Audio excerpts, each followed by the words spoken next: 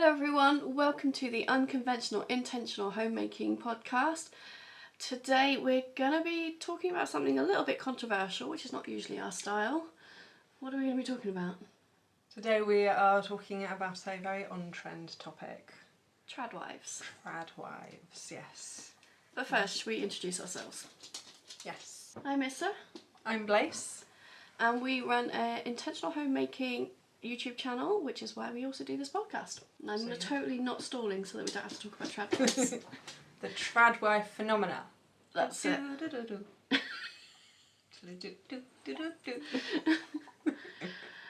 You're making us seem very old. Hey, guess what? We are. I can be in denial. You be in denial. So why are we here and why are we talking about this? I guess we'll start with our intentions. And our intentions is that we do feel we need to talk about this because we recognise that there is some intersectionality with our own lives. But not in the way that you immediately might think when I say that. Well, we literally run a YouTube channel on homemaking. We do. Where one of us is a homemaker. One of us is a homemaker and the other one goes out to work. But, so that's why we want to talk about this. But we also don't want to shame anyone's lifestyle choices as such. No, we're very much about personal agency and Live and let live. Live and let live. And if people are in a traditional lifestyle, then as long as you're happy and that's the choice that you've genuinely made, then go for it. Go for it. Yeah, we fully support that. I can actually really see the appeal, to be honest. I can see like the appeal of that. Anyway, we'll get onto that later. Of course, like the way it's portrayed. Yeah, but we'll get there. So we will get there. We'll get there. But yes. Should we start with what a tradwife is? We probably should, just to talk about how we are similar and different to that lifestyle. Yeah. Get everyone on the same page. I might actually even whip out notes so that we can do the definition properly. Ooh, we can get the dictionary out. Here's some I prepared earlier. So according to Wikipedia, a tradwife is a woman who believes in and practices traditional gender roles in their marriage. So this is typically a woman who takes care of her home and her family. She looks after her husband and is submissive to her husband as the head of the household. And typically the idea is that the husband takes care of all financial aspects of a shared life and he is the decision maker, and the wife takes care of the home and the family and supports their husband in his decisions. There's often a lack of career focus for the wife, or there isn't very much of a career focus, or they give up work, or they only do side hustles, or their work is basically secondary to the primary housewife role. And there's often an aesthetic that comes with that, especially with how it's portrayed on social media, that's very soft, very feminine, very 1950s. So there's an awful lot of beige going around at the moment, isn't there? I don't think we can talk in our grey house. We're not quite millennial grey, but we do have a grey house. Millennial grey? Yes. Is this a thing? Yes. Oh. So you know when we grew up, sorry, we're going to go on a side quest for a minute. Side quest. You know when we grew up and all our parents and our grandparents lived in these really floral patterny houses where everything was green and pink and yellow and blue. Cora is deciding now's the time to go for a wander. You lie down, pup. You go. Anyway, you know that. You remember that time? Our generation have gone with grey. Our generation rebelled against that and painted everything grey. Specifically, more of a grey of like our fireplace, like. Or like the curtains. Yeah, more like this, slightly lighter, but yeah, that's millennial grey. We've gone for a soft grey. So where does beige come in? Is that's slightly younger than us? That's slightly younger than us. Which is why we went for grey and the younger people went for beige. Oh, isn't it interesting how you can really date people by the primary neutral colour that they chose? We're regressing having the dog in the room.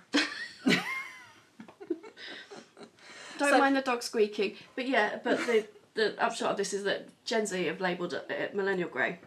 because they've gone maximalist in their... Cora. Can you stop?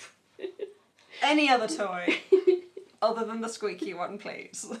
You're just trying to play, aren't you, Pearl? She just wants to join in. She just wants to be part of the conversation. Anyway, so the trad wife... Oh, we're talking about that though. Yes. Yeah. So the trad wife ideology has this soft, feminine, modest, conservative aesthetic that I think we all kind of associate with the 1950s, dressing nice, having your hair nice, looking pretty for your husband. Yeah, there's a certain look that comes with it. And that's not to say that all tradwives all tradwives would follow that. Like you see different styles of tradwife all over social media, and they often have slightly different aesthetics, but you often associate it with 1950s style. But the long and short of it is there's always a femininity, always a prettiness about it. So even though you have those core values of these things that we just mentioned, like every trad household is going to have their personal spin on it. I think that's something to recognise, as well as these are all individuals living their lives. Yeah, so we'll talk about this in relation to our own lives a little bit, because we actually don't hold any traditional values. I mean, you may not have noticed, we don't fit gender norms very well. We're not traditional. We call this podcast the Unconventional Intentional Homemaking podcast for a reason. We're not conventional. We're not conventional because we're two women married to each other, and just taking out those gender roles just has a huge... We then, by definition, can't be traditional household. Yes, but we also don't have conservative values. We have pretty liberal values, and so we don't fit into any... Because I think there's almost certainly going to be gay couples out there that do have very conservative values and are as traditional as you can be. And as be, traditional as you can be, yeah. While the gendered roles are slightly less obvious because there's no gender separation. Yeah. That'd be really interesting to see. I bet it exists. Yeah. So it'd be interesting to see how close we get in this analysis. So how close to a tradwife lifestyle do you have? So yes, let's go into that. We'll start with the most obvious elephant in the room, financial dependence. Yes. Because currently we are, as a household, very financially dependent on you. Yes. Yeah, so I think for that, from a tradwife perspective, you massively tick that box at present. Yes. But we also do, why you don't tick that box in that sense is you are actually surprisingly career focused. So's us, doing a podcast and running a YouTube channel. Also, you're literally doing a degree at the moment. I am, and I also have had a career. Yes. We stepped my career back for practical reasons, not ideological reasons. Yes. So again, the financial dependence is not ideological for us, it's practical. Yeah, we decided I couldn't cope, so you need to look after me. You're just my carer, really. It wasn't quite like that, but yes. We realised we weren't coping with both of us being career focused outside of the house, and something had to give. But you also, even then in the background, have maintained skills that should you join the workforce again, you can explain a gap in your CV. Yeah, I've been doing a degree. I've been doing stuff. You've been doing a degree. You run your own business at present.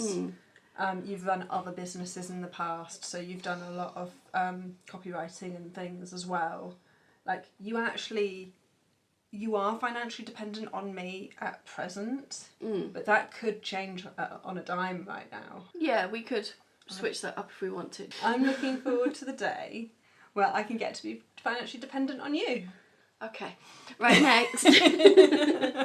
So we'll come back to financial dependence later on because it's actually really important in relation to this topic. So the next one is household responsibilities and the division of that, because I think this is where we are most traditional. Yes and no, because again, traditionally there would have been an assumption that if it's household related, it's the woman's problem. Whereas actually what we've done is looked at all the tasks and gone, right, which ones can I help with? And where I can help, I do. Yeah, it's also, it's not, we haven't divided it because, oh, you're female, you therefore do these tasks. Because we can't. Like, let's face it. Where we're a heterosexual couple, that might be, we might have slipped into those roles much easier because we'd have had the gender norms to fall back on. The fact that I am currently the career-focused one does make us slip into some of those quote-unquote gender norms of me being the career-focused one. And again, that's more practical. I'm physically busy. I'm either out the house at work or I'm in the office working. And to the point where I just take over the entire top floor during the day when I'm at home. So the practical bit is, yes, vacuuming upstairs is my responsibility. Yeah, because I don't know when you're in a meeting or any of those things. Because I can log off and take screen breaks and get tasks done that you just couldn't predict. But aside from the odd task here and there, in general we do have a division between you are in charge of bringing in the money currently, and you are the person that deals with the bills, and I have no idea what bills go out when. At all. Like, not a clue. All I know is how much is left in the accounts at the end of the bills that we have to spend on various things. Yes. And as part of those bills, I make sure that we both have pocket money, which we get an equal amount of. So yeah, in terms of household responsibility division, we both pull our weight, and there's less assumptions, and it's based on practical reasons and strengths and weaknesses. There is, even though what that ends up looking like on a practical basis is that I do probably 95% of the housework and the cooking and the stuff, and you do 100% of bringing in the money. Yes. But then at the weekends I cook because we recognise that actually you need a break. But so I gave you 5%. But then you then often make sure there's something I can just throw in the oven. So I often pre-cook for you on a Friday. Pre-cook because I love you very much. Thank you. I hate cooking.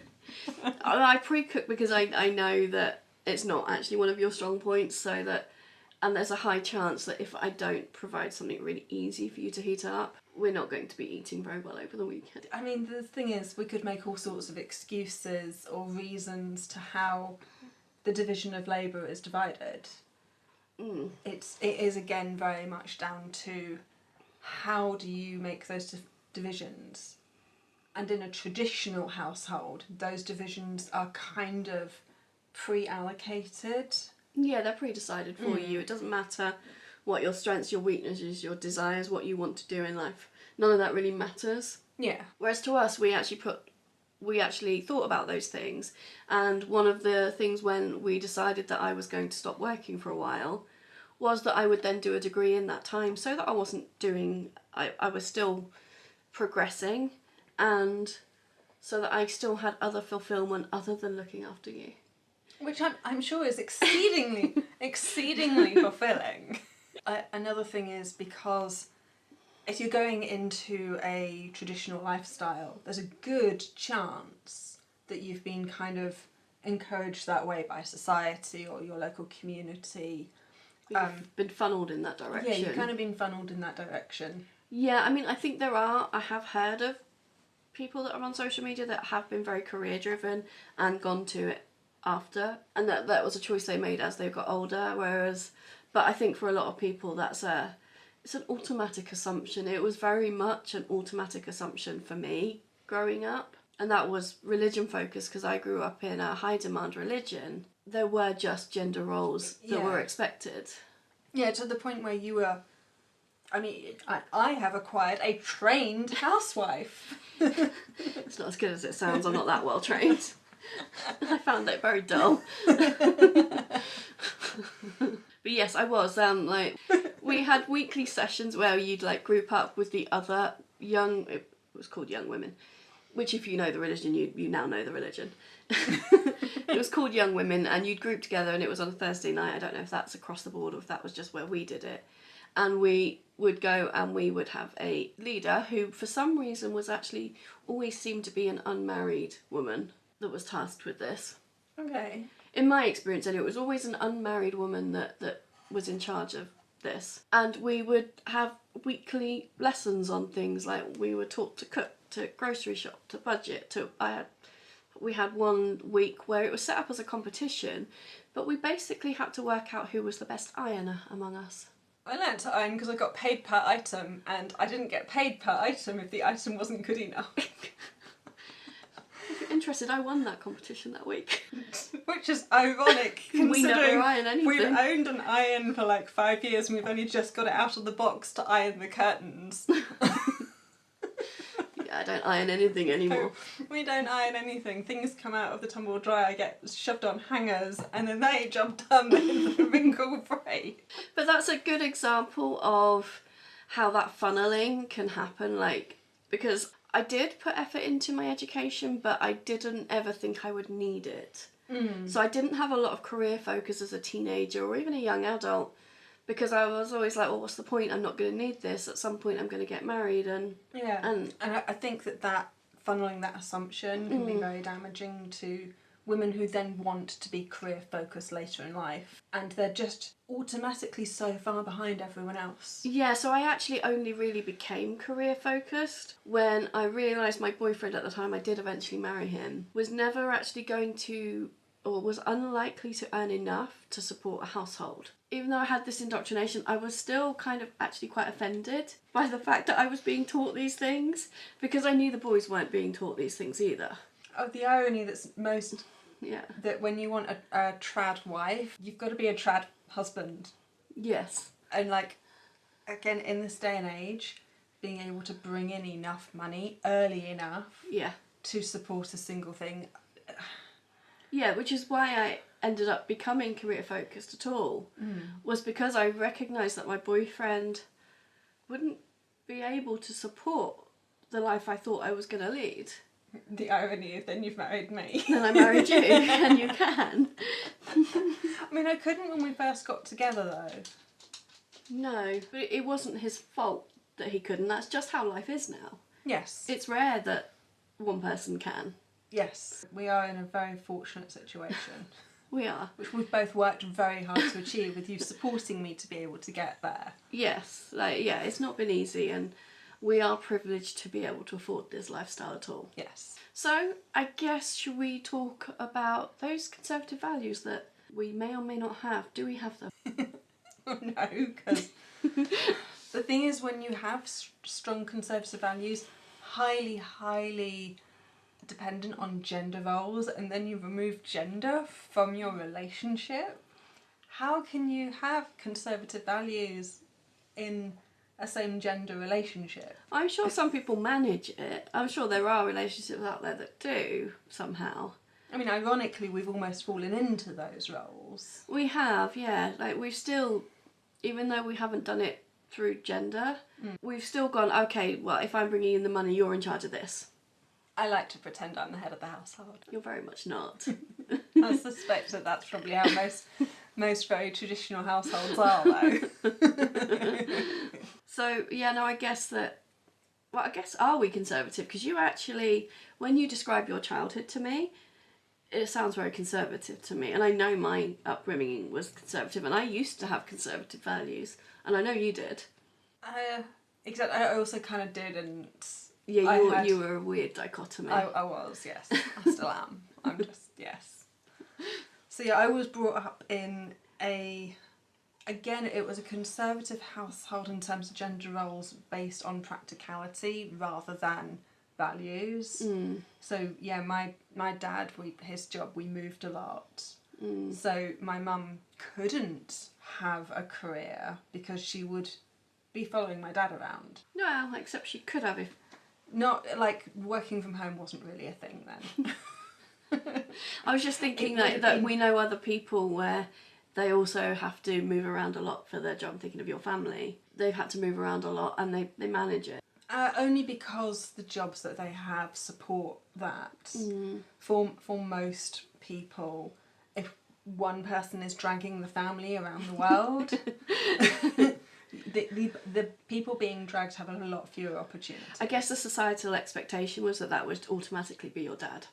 Yes, there's that too. And my mum did get little jobs here and there. But yeah, it wasn't because of values or anything. It was mostly to keep herself amused. I think we discussed this in podcasts before, but whereas my family had the really quite ultra conservative values, I nearly said Christian values then, which I guess they are, but ultra conservative values, and yet my mum earned more than my dad. My dad actually spent most of my childhood not working. Yeah. So they had these views, but they weren't actually living that life. No. Whereas I was thrown into boarding school, so my mum then wasn't really raising the children. What did she do all day? This is why she got odd jobs in places. So the first boarding school I went to was a mixed school, and the girls and the boys were treated very equally, other than we played different sports. Yeah, my that school was, life was the same. Yeah, and so, and then my next school was an all-girls school, and it was a very progressive school, so we were actively encouraged to get into STEM. So, science and stuff was a real strong subject in that school. And I did design and technology in an all-girls school. We had computer science and things as an option in an all-girls school, so it was... So that was fairly normal for our upbringing. We're not that old. That was normal for our upbringing. But because of that, I had then because I knew I wanted to be an engineer from a surprisingly young age, I had just always assumed I would be very career focused. I just assumed I would have a career and that I would have a house spouse. It's kind of interesting that you assumed that one of you would still stay at home, though. It is, yes. So when I had a husband, that was very much a discussion of one of us should stay at home because we thought that that's what would be best for the kids. We then didn't have kids, and it didn't work out because, now I have a new model as my spouse. But yeah, it was interesting how, yes, I had traditional values reversed. Yeah, whereas I had traditional values, and I kind of fully expected to leave work one day. And to that point, I actually didn't start putting effort into my career until I realised my husband wasn't going to be able to do that. So when your husband couldn't be a traditional husband and bring in all of the money... Yeah, I realised I couldn't be a traditional wife, even though it was still kind of my goal. But I realised at that point I needed to think more about a career. And I think that in a lot of households there is that assumption that, women should do all the women's work and all the housewife stuff, and then they're in a position where they actually can't give up their careers because no one can afford to, and now you have very difficult situations where women are doing everything. I mean, also bear in mind at the time I was utterly terrible at being a housewife. Even though I wasn't a housewife, I was working, but I was utterly terrible at looking after a house. So I wasn't very good at it anyway. Well, if you're, as we've said, being a house spouse is a lot of work, it's a lot of effort, it's exhausting. I mean, that's the main thing that you do, and... Yeah, I think it's the fact that it never stops. It's relentless. Like, you stop work at 4 to 5-ish, and then you stop. At that point, I've still got to go and cook dinner. Yeah, and then doing a career on top of that, you don't have... the gift that you have given me is by not having to worry about the household. I can focus on my career. But there's so many women who have to and are expected to do everything, and that's a lot.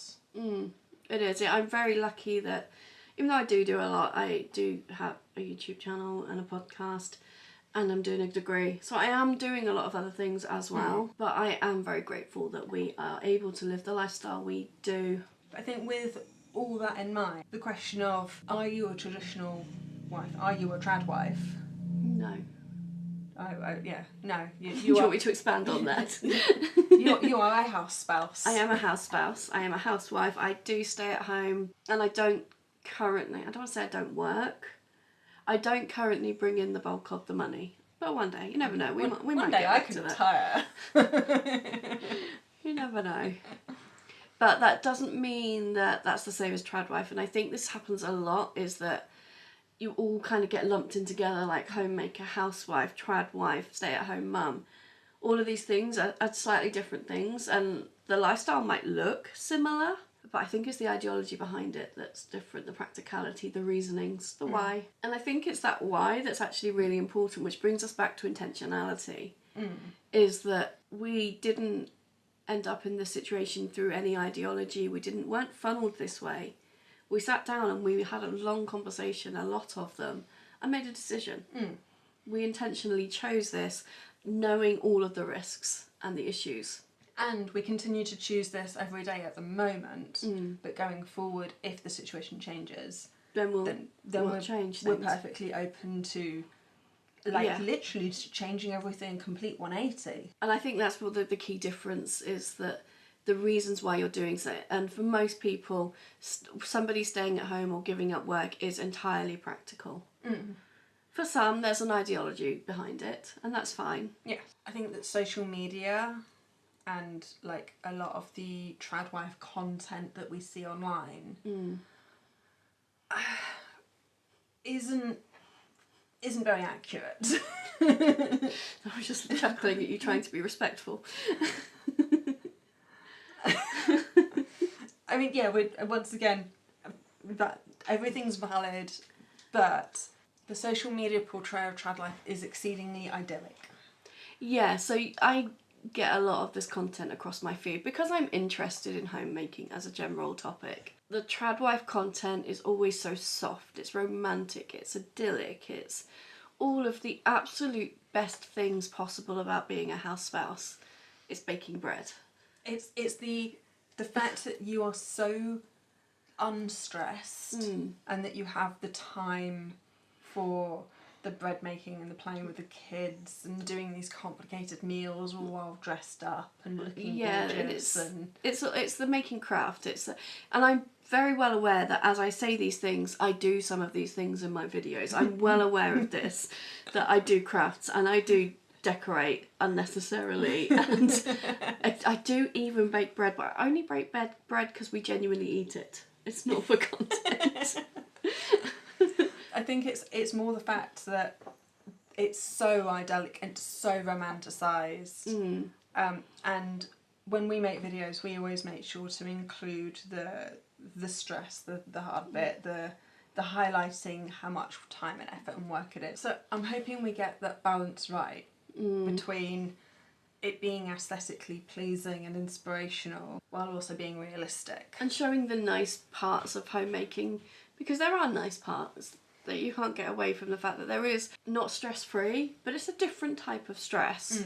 But I guess what we're trying to say is be aware of content creators, and we fall into this trap sometimes, like, well, do a video on how nice it is to decorate without talking about the financial stress or the other things. And that can look very pretty and it can look very pleasing. You're only seeing the best days that someone wants to portray.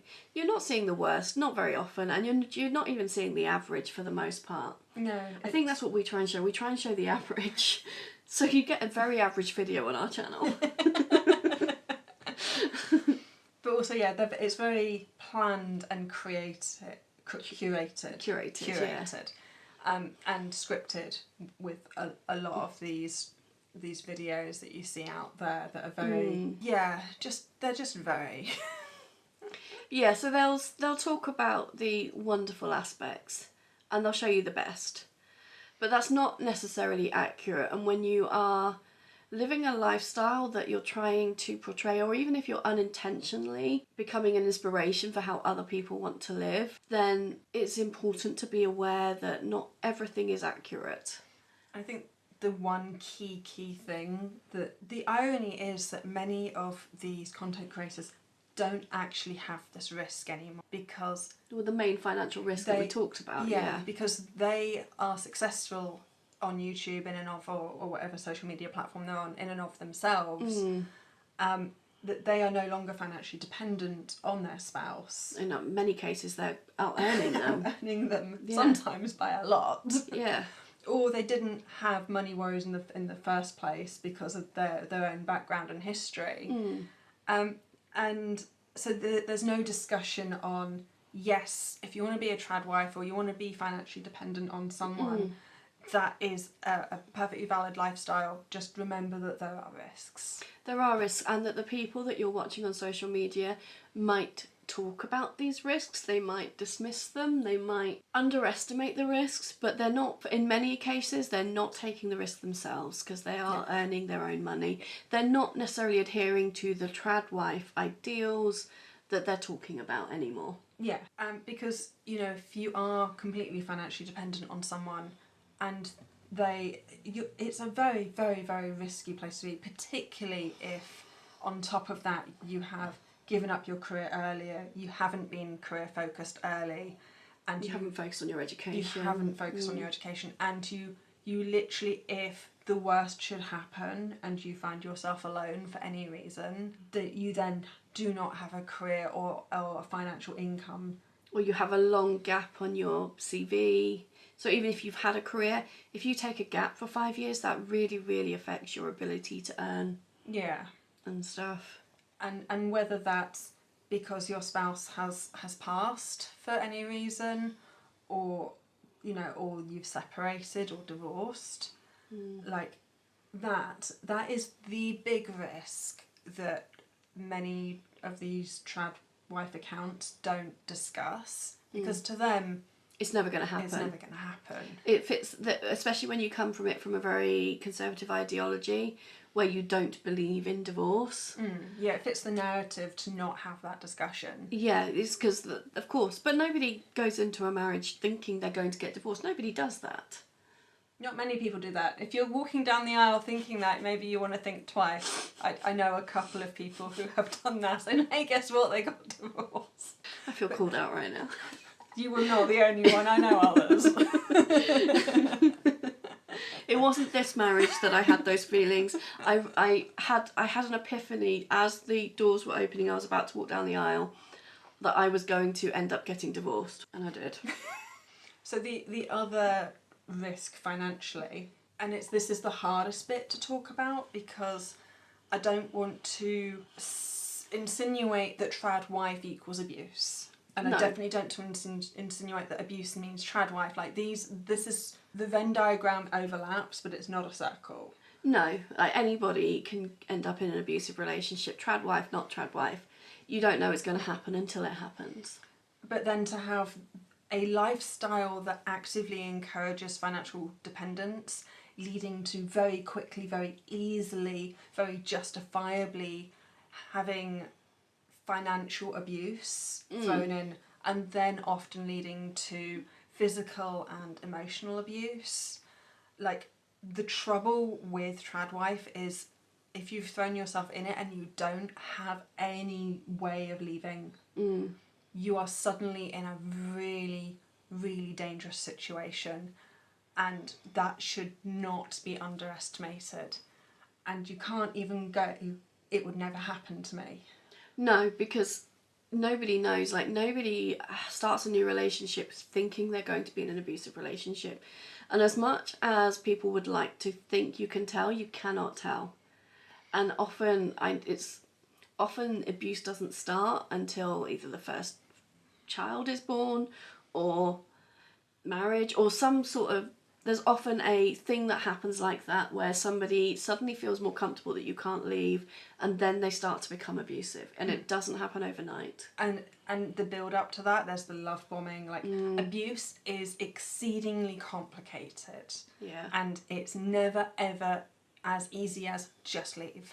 No. Like, in fact, it can be actively dangerous to just leave. That's when somebody is at most risk of serious harm from a partner who is abusive, is when they try and leave. Yeah. And again, we're not saying that tradwife equals abusive relationship. What we're saying is the tradwife lifestyle Leaves you vulnerable. Leaves you with higher risks and more highly vulnerable to someone who ends up taking advantage of that. And there is no way that you will know until you are there. Yes. Yes. And if you can't leave, that puts you in an incredibly difficult, dangerous, painful and traumatising place. And I don't really want to see anyone in that place. Yeah, and that I think is the biggest risk, that a lot of this happy portrayal doesn't talk about. And a lot of people get really upset when you do talk about it, because that's unfortunately the reality of life, is that people do end up in bad relationships, people end up in unhealthy situations, and people end up getting divorced even if they don't want to. I would say if you are financially dependent on someone, it's really important to have the conversations as a team on how to mitigate those risks. So making sure that you have access to money that's segregated, that only you have access to, making sure that you are maintaining career availability and options later, maintaining education, having reasons for things on your CV. Like if you've got a big gap, well, at the moment you're doing a degree. I'm doing a degree, yeah. So I've filled in that gap with education. Yeah. Yeah. And if you have a partner who's not willing to support those risks and mitigate those risks, and you have a partner who isn't willing to have those conversations, you have a partner who is actively making sure that you cannot leave, then you should definitely be squirreling money away in the background. Yes, in case you need it. Because that is not a happy place to be in. Make sure these conversations are actually being had. And these conversations are not easy. Like, we do have them from time to time about we had one the other week on how are we going to split up the house if we get divorced. If something happened, yeah. And what that would look like.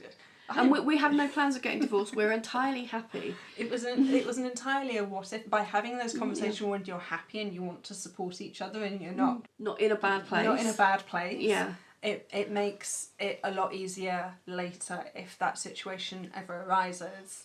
Because we don't know who we're going to be tomorrow, 5 years' time, 10 years' time. Like, I'm not the same person that I was a decade ago.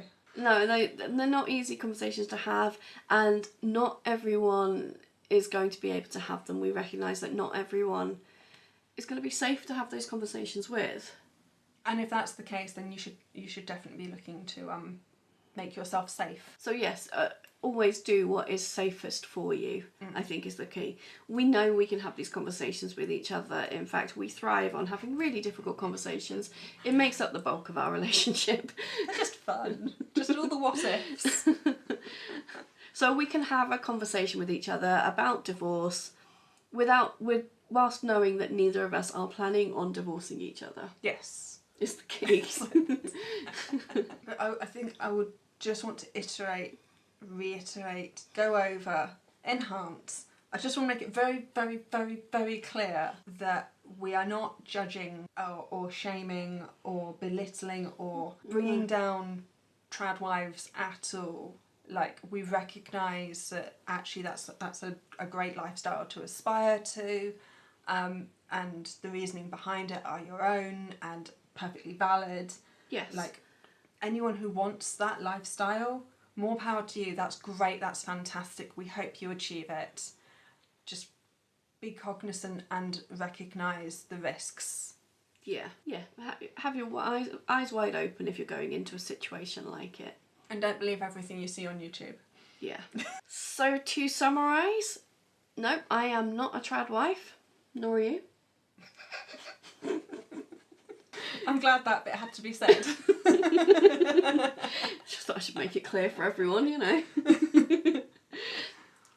But what I am a house spouse. I am a stay-at-home wife, and I don't currently bring in the bulk of the money.